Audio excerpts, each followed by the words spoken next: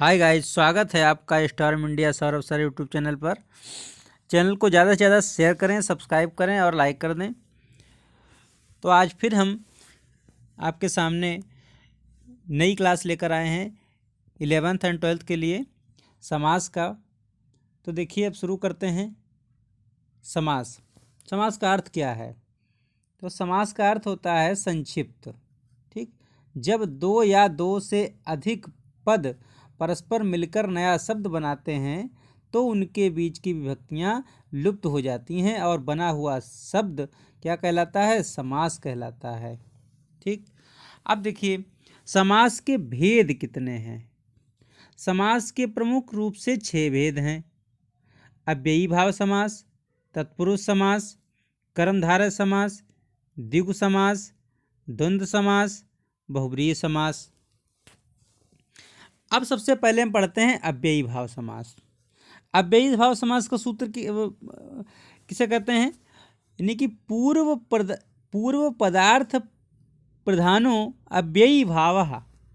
पूर्व पदार्थ प्रधानो अव्ययी भावः अर्थात जिस समास में पूर्व पद का अर्थ प्रधान या मुख्य हो उसे अव्ययी भाव समास कहते हैं। इस समास में पूर्व पद प्रायः कैसा होता है? अव्यय होता है। पूर्व पद यानी कि पहला पद अव्यय होता है, वो वहाँ पर अव्ययी भाव समास कहलाता है। अब अव्ययी भाव समास करने वाला सूत्र, तो अव्ययम विभक्ति, समीप, समृद्धि, वृद्धि यानी कि वृद्धि का अभाव, अर्थाभाव, अत्यय यानी कि नष्ट होना, असंप्रति अभियुक्त न होना, शब्द प्रादुर्भाव अर्थात शब्द और सादृश्य, पश्चात, यथा, आनुपूर्व, क्रमशः, योगपद्य, सादृश्य, समान, संप्रति, साकल्य, संपूर्णता और अंत समाप्ति अर्थों में विद्यमान अव्यय का समर्थ सुबंत पदों के साथ नित्य में समास होता है। अब देखिए, अब इसका आगे ये शुरुआत करते हैं। तो क्या कहा गया? विभक्ति के अर्थ में विद्यमान अव्यय पदों का समर्थ, यानी कि विभक्ति के अर्थ में विद्यमान अव्यय पदों का समर्थ पद सुबंत के साथ अव्ययी भाव समास होता है। जैसे अब देखिए, यहाँ पर समास विग्रह है, यहाँ पर आपका समस्त पद है। ठीक, तो दे रखा है आपका हरव इति। क्या दे रखा है? हरव इति।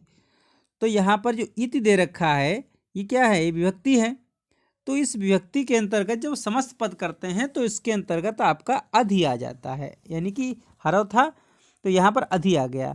और जब हम इसका अव्यय करते हैं तो अधि जो है उसका अव्यय हो जाता है, वो हट जाता है और ये इति के रूप में यहाँ पर आ जाएगा, हरव इति आ जाएगा। यानी कि जब हम इसको समास पद में लिखेंगे तो अधि प्रारंभ में, और जब अधि हटेगा यानी कि अव्यय हो जाएगा तो इति के रूप में इस तरह से आ जाएगा। तो यहाँ पर देखिए, आत्मनित लिखा है तो अध्यात्मम हो जाएगा, गोपित लिखा है तो अधिगोपम हो जाएगा। इस तरह से ये विभक्ति हो गई। अब दूसरा है समीप। तो समीप अर्थ में विद्यमान, किसमें? समीप अर्थ में विद्यमान उप आदि अव्यय पदों का समर्थ सुबंत के साथ अव्ययी भाव समास होता है। जैसे समास विग्रह, समासिक पद, गंगायाः समीपम लिखा है तो समीप जब लगा हो समीपम, तो समीपम के अर्थ में क्या आ जाता है? उप आ जाता है। क्या आ जाता है? उप। जब उप लगा हो, जब हम सामासिक पद का विग्रह करते हैं तो उप का क्या हो जाएगा? इस उप का आपका अव्यय हो जाएगा, यानी कि ये हट जाएगा और इसके स्थान पर समीपम आ जाएगा। तो जैसे उपनगरम लिखा है तो नगरस्य समीपम, उपगंगम लिखा है तो गंगायाः समीपम हो जाएगा। अब इसके बाद देखिए, लिखा है समृद्धि। समृद्धि के अर्थ में अव्ययी भाव समास होता है। जैसे यहाँ पर देखिए लिखा है मद्राणाम समृद्धि, समृद्धि लिखा है, यहाँ पर भी अव्ययी भाव समास होगा। और इसको लिखने के लिए हम क्या करते हैं? समृद्धि को लिखने के लिए यहाँ पर सु लगा लेते हैं, क्योंकि जब सु का अव्यय होता है तो इसके स्थान पर यह समृद्धि आ जाता है। तो इसका मतलब क्या है? मध्य देशवासियों की समृद्धि। अब यहाँ पर देखिए, इसी प्रकार से वृद्धि लिखा है। वृद्धि का मतलब होता है दुर्गति या वृद्धि का अभाव। इसके अर्थ में विद्यमान अव्यय पदों का समर्थ सुबंत के साथ अव्ययी भाव समास होता है। जैसे लिखा है यवना नाम वृद्धि, वृक्षाणाम वृद्धि। ठीक, तो वृद्धि जो लिखा है इसका मतलब है दुर्गति या वृद्धि का अभाव। तो यहाँ पर हम क्या लिख देंगे, दुर या वनम। यहाँ पर यानी कि वृद्धि के अर्थ में दु आ जाता है, दुर यानी कि दुर आ गया। तो इससे क्या होता है, जब इसका अव्यय होगा तो इसके स्थान पर वृद्धि आ जाएगा। ठीक है, ये आपको याद रखना है। अब यहाँ पर देखिए अर्थाभाव। अर्थाभाव क्या है, इसके अर्थ में विद्यमान अव्यय पदों का समर्थ सुबंत के साथ अव्ययी भाव समास होता है। जैसे मच्छिकाणाम अभावः, जनानाम अभावः। जब अभावा लिखा है, अभाव में निर आ जाता है, निर अव्यय का अर्थ होता है अर्थाभाव। ठीक, तो यहाँ पर निर लगा है, निर्मच्छिकम, निर्जनम। तो जब निर का अव्यय हो जाता है तो उसकी जगह पर अभावा आ जाता है, जब हम इसका विग्रह करते हैं तब। और जब हम इसका समस्पद ज्ञात करते हैं तो यहाँ पर निर लिख के आ जाता है, निर्मक्षिकम, यानी मच्छिकाणाम लिखा है तो अभावा की जगह पर निर आ जाएगा और मक्षिकाणाम की जगह पर मच्छिकम, निर्मच्छिकम हो जाएगा। इसी प्रकार से निर्जनम हो जाएगा। ये यहाँ निरव्यय का अर्थ क्या है, अव्यय अर्थाभाव है, जैसा कि हमने आपको अभी बताया।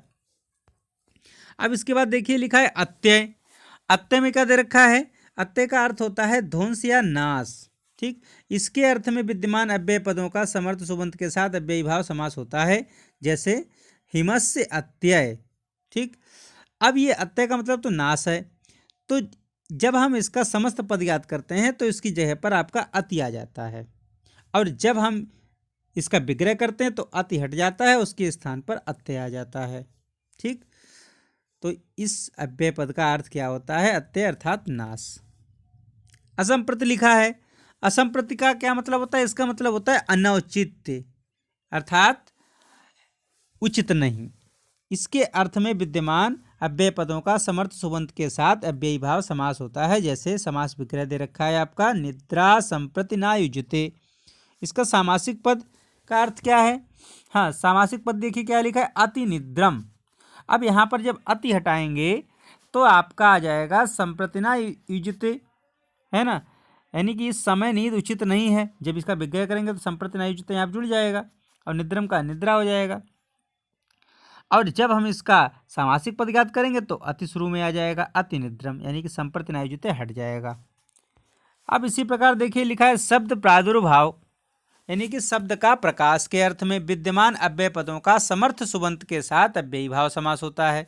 जैसे तो शब्द प्रादुर्भाव यानी कि शब्द का प्रकाश के अर्थ में विद्यमान अव्यय पदों का क्या होता है, समर्थ सुबंत के साथ अव्ययी भाव समास होता है। जैसे लिखा है हरि शब्दस्य प्रकाशः। तो यहाँ पर जो प्रकाशा लिखा है, इस प्रकाशय की वजह से यहाँ पर क्या आ जाएगा, इति आ जाएगा। क्या आ जाएगा, इति। और हरि तो अपनी जगह पर हरि है। शब्द से ये दर्शाने के लिए है कि इस शब्द का प्रकाश, यानी कि हरि शब्द से प्रकाशा, तो यहाँ पर इति आ जाएगा। इति का जब अव्यय हो जाता है तो यहाँ पर हरि और शब्द से प्रकाशा, यानी कि प्रकाशा आपको लिखना है। अब देखिए नमा है पश्चात। पश्चात का मतलब होता है पीछे। इसके अर्थ में विद्यमान अव्यय पदों का समर्थ सुबंत के साथ अव्ययी भाव समास होता है। जैसे लिखा है विष्णु पश्चात। तो जब पश्चात लिखा है तो इस पश्चात की जगह पर हो जाएगा अनु। क्या हो जाएगा, अनु। अनु का मतलब होता है पीछे, यानी कि विष्णु के पीछे। क्या हो जाएगा, विष्णु के पीछे। तो यहाँ पर देखिए इसी प्रकार से पश्चात में अनु आ जाएगा। और जब अनु का यहाँ पर हम अनु को हटाएंगे तो इस यानी कि अव्यय करेंगे तो इसके स्थान पर आपका पश्चात आ जाएगा। ठीक, अब देखिए यथा के अर्थ में विद्यमान अव्यय पदों का समर्थ सुबंत के साथ अव्ययी भाव समास होता है। यानी कि यथा के अर्थ में विद्यमान अव्यय पदों का समर्थ सुबंत के साथ अव्ययी भाव समास होता है। यथा के चार अर्थ हैं, योग्यता, बीप्सा, पदार्थ नतिवृत्ति और सादृश्य अथवा समानता। तो देखिए सबसे पहले हम योग्यता की बात करते हैं। योग्यता किसी की भी हो सकती है, जैसे रूपस्य योग्यम, रूप की योग्यता, गुणस्य योग्यम और गुण के योग्य, है ना, रूप के योग्य, गुण के योग्य। अब यहाँ पर जब इसका समस्त पद देखेंगे तो यहाँ पर अनु आ जाएगा। क्या आ जाएगा, अनु। अनु का मतलब है गुण के योग्य। गुणम अनुगुणम का मतलब गुण के योग्य। अनुरूपम का मतलब रूप के योग्य, है ना। इस प्रकार से आपका ये आ जाएगा। अब देखिए बीप्सा। विपसा में क्या है, अच्छम अच्छम प्रति लिखा है, तो इसका क्या हो जाएगा, प्रत्यक्षम। क्या हो जाएगा इसका, प्रत्यक्षम, यानी कि प्रत्यक्ष। अक्षम अच्छम प्रति यानी कि प्रत्यक्षम, प्रति शुरू में जुड़ जाएगा। यहाँ पर प्रति लिखा है तो प्रति शुरू में जुड़ जाएगा, एकम एकम लिखा है तो प्रत्येकम हो जाएगा। इसी प्रकार देखिए पदार्थ नतिवृत्ति, जब अनतिक्रम में दे रखा हो तो आप प्रारंभ में यथा लगा देंगे, अर्थात जब हम यथा का अव्यय करते हैं तो अनतिक्रम में लगाना है आपको। आगे जो दे रखा है शक्ति में, तो शक्तिम अनतिक्रम में लगाना है जब विग्रह करेंगे तब, और जब इसका समस्त पदघात करेंगे तो यथा लगा देंगे शुरू में। इसी प्रकार देखिए लिखा है सादृश्य। सादृश्य का क्या होता है, समानता। इसका मतलब क्या होता है, समानता। तो लिखा है हरे सादृश्यम, तो सादृश्यम लिखा है, इस सादृश्यम की जगह पर हम सा लाएंगे। क्या लाएंगे प्रारंभ में, सा, क्योंकि इस सा का जब अव्ययी भाव हो जाता है, ये अव्यय हो जाता है, तो यहाँ पर सादृश्यम आ जाता है विग्रह के पद में, तो हो जाएगा सा हरि, यानी कि हरि की समानता। इसी प्रकार से आपका अगला है रूपस सादृश्यम, यानी कि स्वरूपम, रूप की समानता। अब देखिए अनुपूर्व क्रम के अंत में अर्थ में विद्यमान अव्यय पदों का समर्थ सुबंत के साथ अव्ययी भाव समास होता है, जैसे ज्येष्ठस्य आनुपूर्वेण, तो यहाँ पर भी आपका क्या आ जाएगा, अनु आ जाएगा, ठीक, ज्येष्ठ के क्रम में। अब योग पद देख लिए, योग पद का मतलब होता है साथ होना। इसके अर्थ में विद्यमान अव्यय पदों का समर्थ सुबंत के साथ अव्ययी भाव समास होता है, जैसे चक्रेण युगपत, हर्षेण युगपत। अब यहाँ युगपत दे रखा है, क्या दे रखा है, युगपत। युगपत का मतलब होता है योगपद अर्थात साथ होना। तो इसके अर्थ में जब हम इसका समस्त पदघात करते हैं तो प्रारंभ में सा लगा देते हैं, सहर्षम सचक्रम, और जब इस सा का अव्यय हो जाता है तो उसके स्थान पर आपका युगपत आ जाता है। क्या आ जाता है, युगपत आपका ये आ जाता है, यानी कि आ जाता है चक्र के साथ, ये आपका हर्ष के साथ। इसी प्रकार देखिए लिखा है सादृश्य। सादृश्य का मतलब होता है जैसा। जैसा के अर्थ में विद्यमान अव्यय पदों, जैसा के अर्थ में विद्यमान अव्यय पदों का समर्थ सुबंत के साथ अव्ययी भाव होता है, जैसे सदृशः सख्या। यहाँ पर भी आपका सा आ जाएगा। क्या आ जाएगा, ये सा। सखी, मित्र के जैसा, जैसा के अर्थ में सा आ जाएगा प्रारंभ में। जब विग्रह करेंगे इसका तो सदृशा आ जाएगा, सख्या, यानी कि सख्या का मतलब मित्र। इसी प्रकार देखिए संपत्ति के अर्थ में विद्यमान अव्यय पदों का समर्थ सुबंत के साथ अव्ययी भाव समास होता है, जैसे छत्राणाम संपत्ति, तो यानी कि यहाँ पर आपका सा आ जाएगा। क्या आ जाएगा, सा, यानी कि सक्षत्रम, राजाओं की संपत्ति। अब इसी प्रकार देखिए साकल्य लिखा है। क्या लिखा है, साकल्य। साकल्य का मतलब होता है संपूर्णता। साकल्य से मतलब होता है संपूर्णता। इसके अर्थ में विद्यमान अव्यय पदों का समर्थ सुबंत के साथ अव्ययी भाव समास होता है, जैसे लिखा है तृणम अपि अपरित्यज्य। तृणम अपि अपर्त्यज्य, तो हम इसको लगा लेंगे शतृणम, यानी कि जो सा लग गया है, सा का अव्यय होता है, तब आपका ये अपि अपर्त्यज्य आ जाएगा यहाँ पर, जब इसका अव्यय होगा तब, तो ये हो जाएगा शतृणम, यानी कि तिनके को छोड़कर बिना सब खाता है, यानी कि संपूर्णता के लिए ये दिया गया है। अब देखिए लिखा है अंतवचन।